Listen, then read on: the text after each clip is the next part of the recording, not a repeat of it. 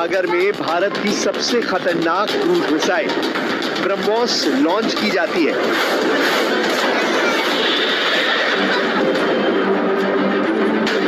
Camera number 1, camera number 2 और फिर दूर से कैमरा नंबर 3।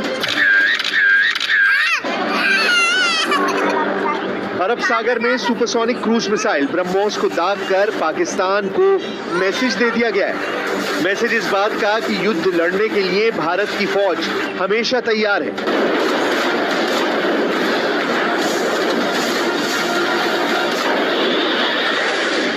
उसके हथियार तैयार हैं और लड़ने का जज्बा बुलंदी पर है। और ऐसे ही हथियारों को देखकर पाकिस्तान की तरफ से परमाणु बम की धमकी आई है। पाकिस्तान के रक्षा मंत्री ख्वाजा आसिफ ने क्या कहा है, इस बात को बहुत गौर से समझिएगा। पाकिस्तान के रक्षा मंत्री ख्वाजा आसिफ ने कहा है कि भारत और पाकिस्तान दोनों परमाणु शक्तियां हैं, लेकिन वो नहीं समझते कि नौबत परमाणु हथियारों की आएगी। मतलब साफ है कि पाकिस्तान का रक्षा मंत्री कह रहा है कि उसके पास एटम बम है। ये साफ साफ परमाणु हमले की धमकी है। ये साफ साफ दुनिया को डराने की कोशिश है कि भारत ने अगर हमला किया तो वो क्या कर सकता है, भारत इस धमकी का क्या जवाब दे सकता है, वो पाकिस्तान को आगे बताया जाएगा।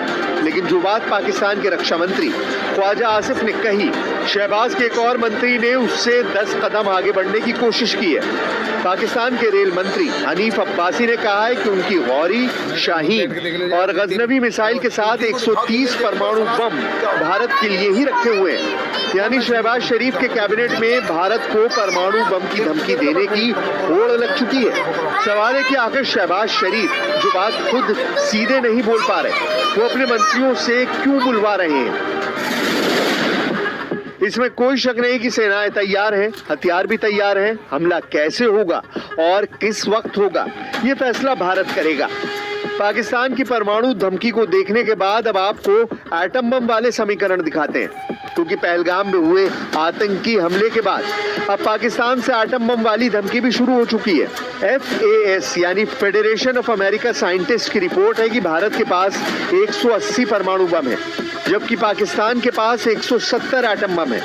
यानी ये रिपोर्ट बताती है कि भारत के पास पाकिस्तान से ज्यादा परमाणु बम है।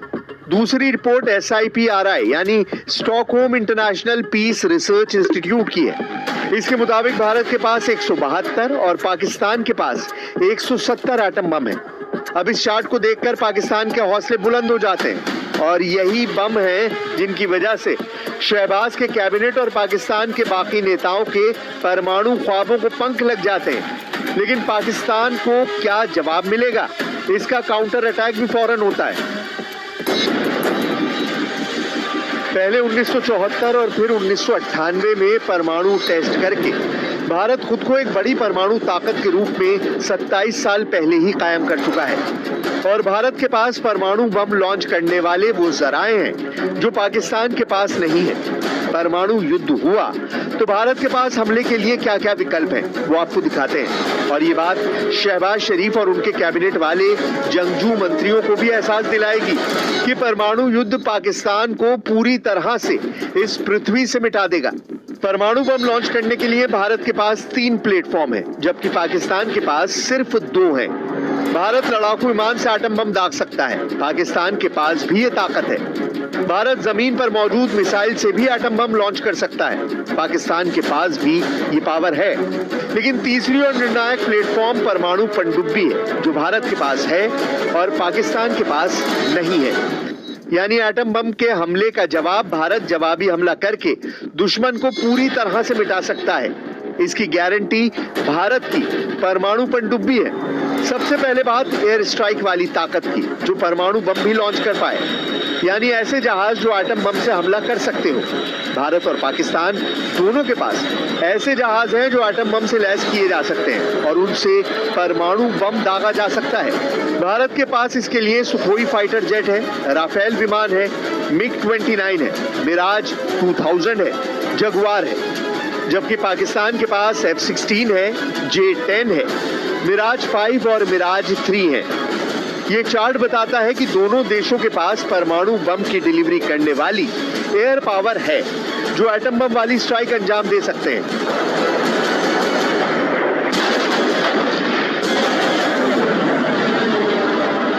वैसे पाकिस्तान को अब भी बालाकोट स्ट्राइक और उसके बाद हुई डॉग फाइट याद है। इसका जिक्र शहबाज शरीफ ने भी किया है।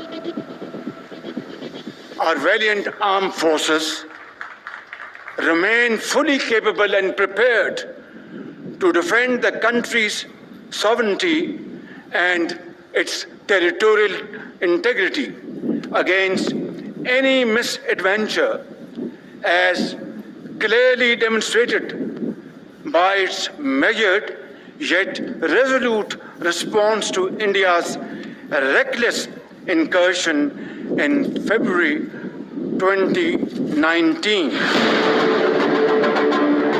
इससे अलग पाकिस्तान के पास बैलिस्टिक मिसाइल भी है, जिनमें किसी की रेंज 3000 किलोमीटर से ज्यादा नहीं है।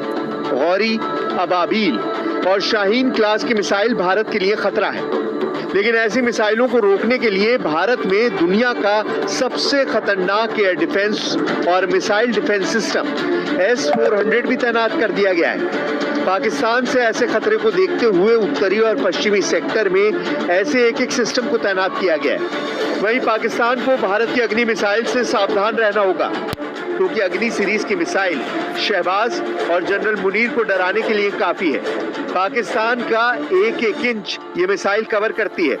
पाकिस्तान की गौरी, अबाबील और शाहीन की रेंज 3000 किलोमीटर भी पार नहीं करती। उसके जवाब में भारत की अग्नि-1 बैलिस्टिक मिसाइल की रेंज 700 किलोमीटर है। अग्नि-2 की रेंज 2000 किलोमीटर है। अग्नि-3 इंटरमीडिएट रेंज बैलिस्टिक मिसाइल है। इसकी रेंज 3000 से 3500 किलोमीटर है। अग्नि-4 बैलिस्टिक मिसाइल की रेंज 4000 किलोमीटर है। अग्नि-5 मिसाइल की रेंज 5000 किलोमीटर है, जबकि इसकी रेंज कम वॉरहेड के साथ बढ़ाई जा सकती है और तब ये इंटरकॉन्टिनेंटल बैलिस्टिक मिसाइल की भूमिका में होगी।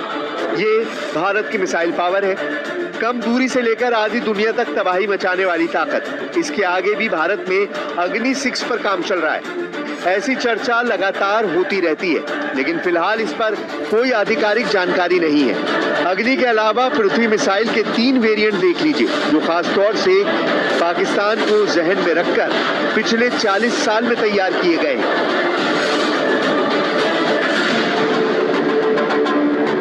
पृथ्वी-1 जो कि शॉर्ट रेंज बैलिस्टिक मिसाइल है, रेंज है 150 किलोमीटर। पृथ्वी-2 भी शॉर्ट रेंज बैलिस्टिक मिसाइल है, इसकी रेंज 250 से 350 किलोमीटर है, जबकि पृथ्वी-3 की रेंज 350 से 750 किलोमीटर है। इसके अलावा धनुष मिसाइल पृथ्वी-3 का नेवल वर्जन है, जो शिप से लॉन्च किया जाता है। अग्नि और पृथ्वी मिसाइल इस बात की गारंटी है कि पाकिस्तान का कोई शहर भारत की मिसाइल स्ट्राइक से नहीं बच सकता, चाहे वो रावलपिंडी में सेना का हेडक्वार्टर हो, या फिर राजधानी इस्लामाबाद, या फिर लाहौर और कराची जैसे शहर क्यों ना हो। पाकिस्तान का हर कोना भारत की रेंज में है। ये जानते हुए भी पाकिस्तान से हमेशा परमाणु धमकी आती रहती है। हालांकि अब इन धमकियों में दम नहीं बचा, ये बात शहबाज शरीफ और जनरल आसिम मुनीर बहुत अच्छी तरह जानते हैं। भारत की सेकंड स्ट्राइक वाली ताकत यानी परमाणु पनडुब्बी K-4 मिसाइल दागकर पाकिस्तान को पूरी तरह सपाट कर सकती है। पाकिस्तान से तनाव के बीच राजस्थान में क्या हो रहा है, उसका वीडियो देख लीजिए।